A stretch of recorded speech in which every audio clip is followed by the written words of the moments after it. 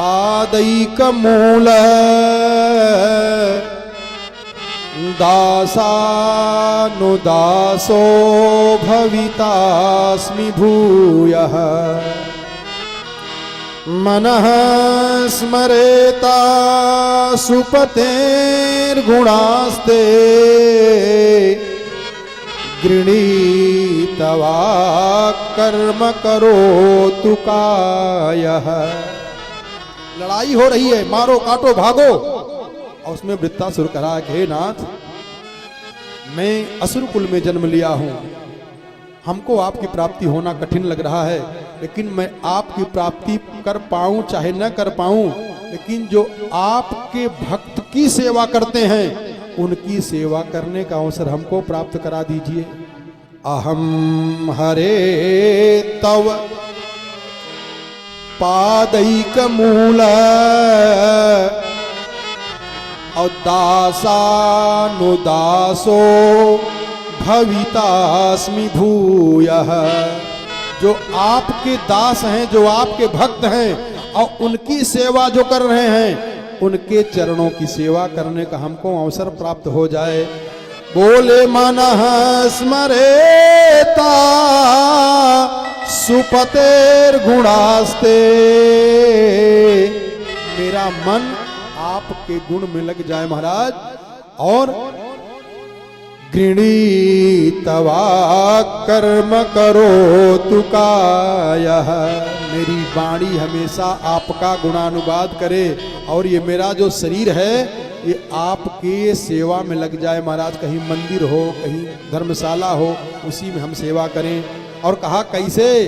वो वृत्तासुर कह रहा है कि न नाक पृष्ठम न च पारमेष्ठम, हमको राजा नहीं बनना है महाराज, मुझको राजपाट मिल जाए हमको नहीं चाहिए। न सार्वभौमम न रसाधिपत्यम, बोले न योग सिद्धिर पुनर्भवम वा, हम सिद्ध हो जाऊं, अष्ट सिद्धियां नौ निधियां हमारे पास आ जाएं, कहा इसकी भी आवश्यकता नहीं है। हरि समंजसत्वा विरहय्यकांक्षे, जैसे कोई लोभी धन के लिए तड़पता है, ऐसे मेरा मन आपके लिए तड़पने लग जाए महाराज। कहा कैसे? तो बोले अजात पक्षा इव मातरम खगा, जैसे छोटे पक्षी जब बच्चे पैदा होते पक्षियों के, और उसके माता पिता जिधर निकल जाते उधर ही देख करके मुंह फैलाए रहता है पक्षी का बच्चा, वो चारा लाता है, उस पक्षी के माता पिता उसके मुंह में डालता है, तब वो खाता नहीं, तो वैसे पड़ा रहता है। हे नाथ, ऐसे जैसे बिना पंख का बच्चा अपने माता पिता को देखता रहता है, रोता रहता है, ऐसे हम आपके लिए हमेशा तड़पते रह जाएं। अजात पक्षा इव मातरम खगा, स्तन्यम यथा वत्सतरः क्षुधारता, जैसे गाय बच्चा पैदा कर दे और बच्चा पैदा हो जाए, गाय चरने के लिए चली जाए और उसका बच्चा भूख के मारा तड़प करके माँ माँ करता रहता है, ऐसे हम तड़प करके आपका नाम लेता रहूं महाराज, हमारे ऊपर ये कृपा कर दीजिए। और तीसरा उदाहरण दिया है, बोले प्रियम प्रियेव व्युषितम विषण्णा,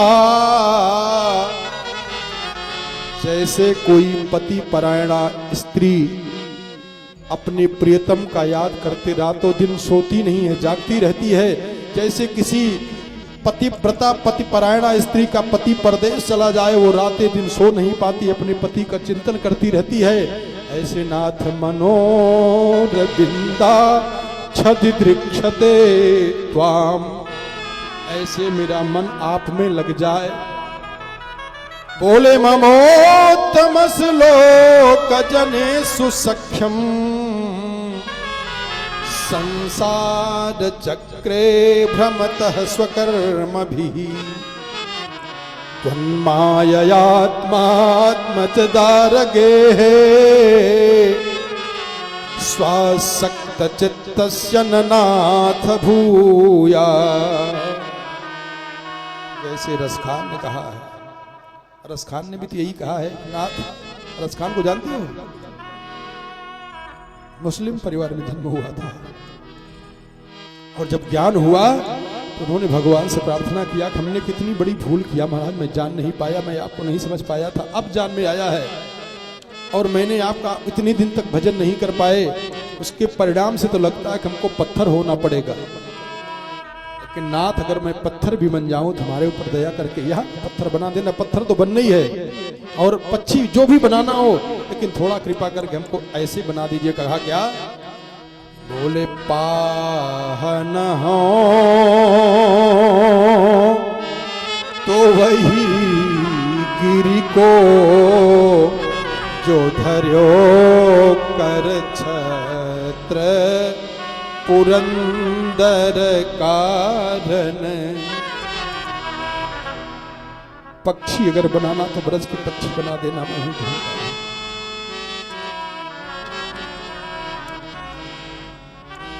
महाराज, इंद्र ने कहा अहो दानव सिद्धोसी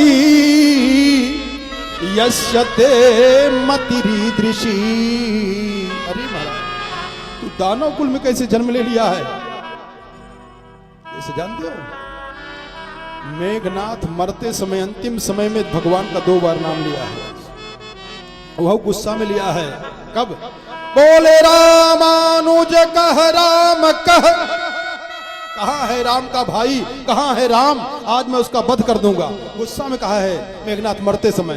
रामानुज कह राम कह अस कही छाड़ सी प्राण। अरे तो धन्य धन्य तव जननी कह अंगद हनुमान। अंगद और हनुमान ने कहा धन्य हो मेघनाथ, धन्य हो, तेरी मां धन्य है जो तेरे जैसे वीर पुत्र को जन्म दे दिया है। आज वृत्तासुर की इस प्रार्थना को सुनकर के देवराज इंद्र ने कहा अहो दानव सिद्धोसी यस्यते मतिरीदृशी। भक्तः सर्वात्मनात्मानं सुहृदं जगदीश्वरम्। धन्य हो वृत्तासुर, तेरी मां धन्य है। अब इंद्र वज्र नहीं मार रहे हैं, उसका बखान कर रहे हैं। तब उसने कहा इंद्र अपना वज्र मारो। तो मजबूर होकर के देवराज इंद्र ने जब वज्र मारा तो पुनः ब्रह्म हत्या लगी है। इसके बाद दिव्य ज्योत निकली है और भगवान में समाहित हो गई। तो राजा परीक्षित ने सुखदेव जी से कहा महाराज एक संशय बढ़ गया। कहा क्या? कहा जब ये दानव है, दैत्यों के पक्ष से इतना लड़ाई किया है,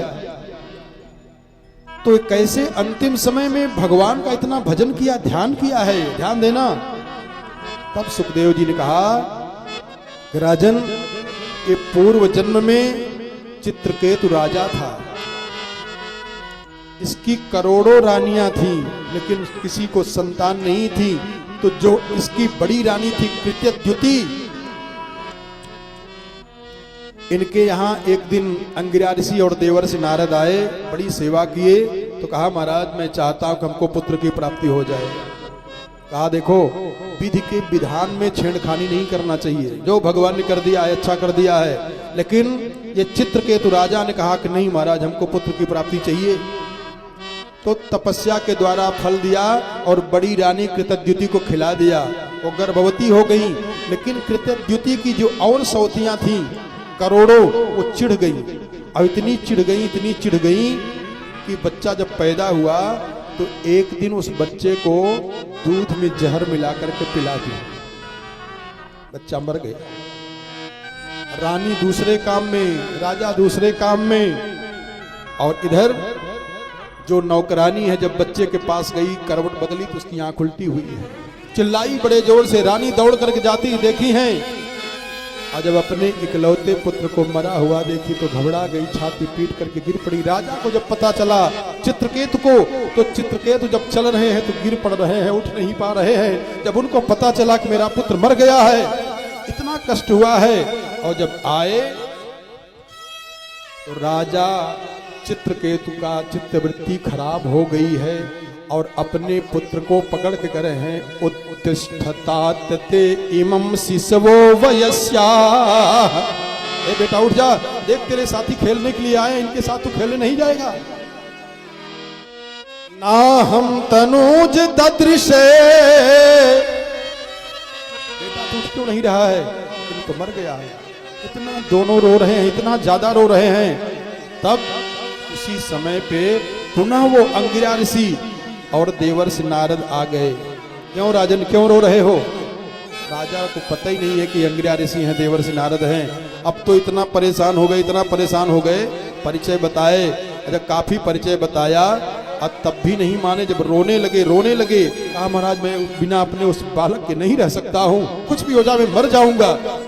अब अपने योग के द्वारा अंगिरा और देवर्षि नारद ने उस बच्चे को लाया। और ज्यों उस बच्चे को लाया तो देवर्षि नारद ने कहा कि जीवात्मन पश्य भद्रम ते। बेटा देख, ये तेरे पिताजी है, ये तेरी माँ है। मातरम पितरं च ते। बेटा ये तेरे लिए रो रहे हैं, रो के मर रहे हैं। जीवात्मन पश्य भद्रम ते हरि मातरम पितरं च ते। सुहृदो बांधवास्तप्ता शुचा त्वत्कृतया भृशम। लड़कवा क्या कह रहा है, सुनो जरा ध्यान दे करके। जो दूसरे जन्म में बच्चा हुआ था उसको नारद जी ने कहा कि तुम्हारे माता पिता हैं, ये रो रहे हैं तुम्हारे लिए, जरा देखो तो। तब उस लड़के ने कहा, उस जीव ने कहा कि कस्मिन जन्मने मह्यम। कौन से जन्म के हमारे माता पिता हैं ये? अब तो सन्न हो गए। वो बोले कस्मिन जन्मन्यमी मह्यम पितरो मातरो भवन। कौन से जन्म के हमारे माता पिता हैं, ये न जाने कितनी बार इनके पिता हम बने। और वही एक पकड़ के बैठे कि एक बार हमारे पिता ये बन गए थे, अपने आप को पिता समझ रहे हैं।